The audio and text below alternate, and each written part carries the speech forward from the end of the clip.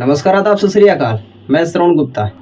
आजकल लोगों की मानसिकता का कुछ भी कहा नहीं जा सकता कि कोई व्यक्ति किसी के साथ कब बलात्कार कर दे और कैसे बलात्कार कर दे। आज की जो कहानी है उस कहानी में भी कुछ ऐसा ही है। इंदौर में एक 16 साल की लड़की होती है जो ना तो बोल सकती है ना तो सुन सकती है और तो और शारीरिक और मानसिक रूप से भी कमजोर होती है। लड़की के साथ भी किसी ने बलात्कार किया। बलात्कार होने के बाद वो लड़की 6 महीने की गर्भवती हो जाती है। दरअसल ये कहानी विजयनगर थाना इंदौर मध्य प्रदेश की है, जहां पर एक लड़की थी और उस लड़की के साथ पूरा परिवार रहता था। उस लड़की की उम्र 16 साल होती है और उसका परिवार पूरा आर्थिक रूप से बहुत गरीब होता है, इसीलिए उसकी माँ सब्जी बेचने का काम करती थी और ये लड़की शारीरिक और मानसिक रूप से भी कमजोर थी। ना ये बोल सकती थी ना सुन सकती थी। इसी कारण इस लड़की की माँ जब सब्जी बेचने के लिए जाती थी तो उन्हें डर लगता था कि घर से कहीं चली न जाए, जिसके कारण उसकी मम्मी को बहुत चिंता हुआ। वो आस पड़ोस के लोगों से पूछती है उस लड़की को आश्रम में डालने के लिए। तो कुछ लोग उसे बताते हैं कि उसी के शहर में एक आश्रम है जिसका नाम अनुभूति सेवा संस्थान है। वहाँ पे शारीरिक रूप से कमजोर जितने भी बच्चे होते हैं उन बच्चों को वहाँ पे रखा जाता है। यहाँ पर भी ये लड़की शारीरिक रूप से कमजोर, शारीरिक और मानसिक दोनों रूप से कमजोर थी। उसके बाद इसकी माँ उस लड़की को लेकर के उस संस्थान में जाती है तो उस संस्थान के लोग भी इस लड़की को रखने के लिए राजी हो जाते हैं। अब इधर इस लड़की की माँ भी चिंता से मुक्त हो जाती है कि इनकी लड़की तो अब एक संस्थान में है। उसके बाद इस लड़की की माँ सब्जी बेचने का काम अपना शुरू करती हैं और कुछ दिनों तक बीत जाने के बाद लड़की बीमार पड़ जाती है।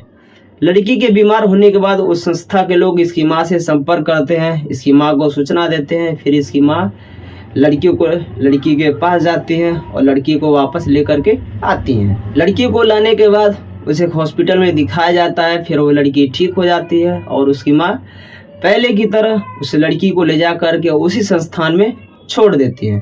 फिर वो लड़की वहाँ पे ठीक ठाक रहती है और उसके कुछ दिनों के बाद फिर लड़की का और तबीयत खराब होने लगता है।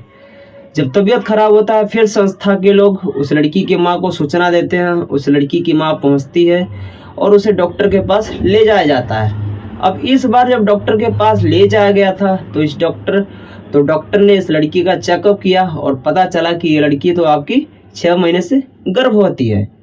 ये बात सुनने के बाद उस लड़की की माँ बड़े घबरा जाती है और परेशान होती है कि आखिरकार मेरी लड़की के साथ ऐसा कौन कर सकता है। उसके बाद इस लड़की की माँ अपने लड़की को लेकर के विजयनगर पुलिस स्टेशन में जाती है और वहां पर अपनी लड़की के बलात्कार के खिलाफ एक मामला दर्ज करवाती हैं। वहां की पुलिस के सामने ये बहुत बड़ी समस्या थी कि ये लड़की ना तो बोल सकती है ना तो सुन सकती है और शारीरिक और मानसिक रूप से भी कमजोर है। आखिरकार इस लड़की से कैसे पता लगाया जाए, आखिरकार इस लड़की से कैसे पूछा जाए कि इस लड़की का बलात्कार कौन किया। उसके बाद पुलिस वाले साइन लैंग्वेज विशेषज्ञ को बुलाते हैं और उस लड़की को उन लोगों के सामने रखा जाता है।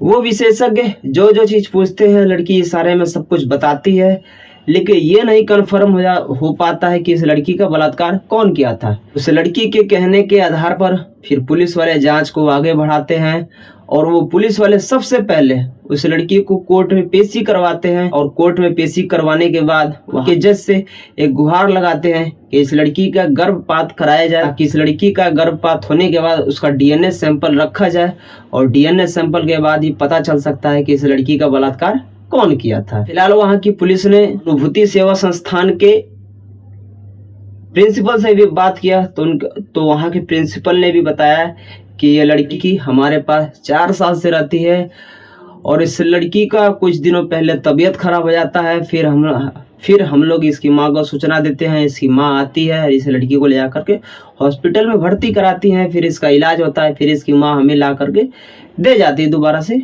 लड़की को। फिर उसके कुछ दिनों के बाद भी लड़की का तबीयत खराब हो जाता है और फिर हम लोग उस लड़की की माँ को सूचना देते हैं। उस लड़की की माँ इस बार जब आती हैं, इस लड़की को हॉस्पिटल में ले जाती हैं और जांच करवाती हैं तो पता चलता है कि ये लड़की 6 महीने की गर्भवती है। हालांकि इसके बारे में हमें कोई जानकारी नहीं है कि इस लड़की के साथ कौन किया, क्यों किया, क्योंकि हमारे हॉस्टल में जितने दिनों तक थी उतने दिनों तक सेफ थी। फिलहाल अभी पुलिस इस मामले का जांच कर रही है कि इसका मुख्य आरोपी कौन है। दरअसल इस कहानी को सुनाने का उद्देश्य हमें आपको ठेस नहीं पहुंचाना है। इस कहानी को सुनाने का उद्देश्य केवल हमें आपको जागरूक करना है। शारीरिक और मानसिक रूप से बलात्कार बच्चियों का भी लोग बलात्कार करने के लिए मौका नहीं छोड़ते हैं। अगर ये वीडियो आप हमारे फेसबुक पे देख रहे हैं तो प्लीज़ हमारे फेसबुक पेज को फॉलो करें, और अगर ये वीडियो आप हमारे यूट्यूब पे देख रहे हैं तो प्लीज़ हमारे वीडियो को लाइक करें, कमेंट करें, शेयर करें, और साथ ही हमारे चैनल को सब्सक्राइब करना ना भूलें।